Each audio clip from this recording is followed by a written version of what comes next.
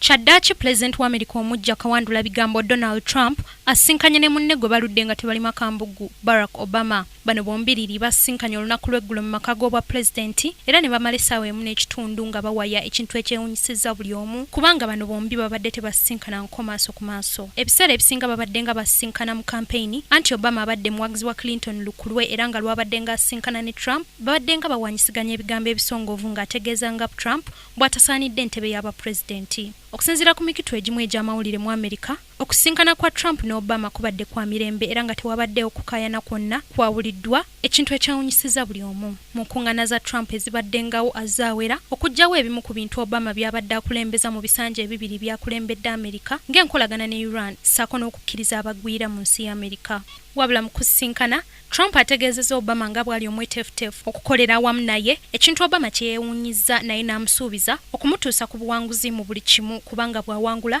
n'Amerika ebeera ewangudde.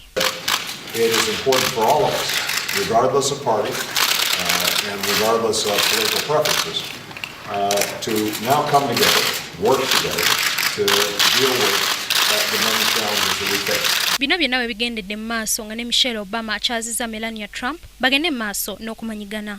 Emikutu gy'amawulire mu Amerika gigamba nti abakyala bano bombi baatudde ne banywamu kacayi era ne bawaya ku nsonga ez'enjawulo omuli okukuliza abaana mu nnyumba y'obwa pulezidenti wakati mu mirimu egy'enjawulo egikakkalabizibwamu. Oluvanyuma baalabiddwako nga Michelle Obama alambuza Melania ennyumba y'obwa pulezidenti anti gaakubeera maka ge okumala emyaka 4 egy'ekisanja ky'obwa pulezidenti. Ku lwa Kingdom TV, Madrid Nabukeera, amalindirire.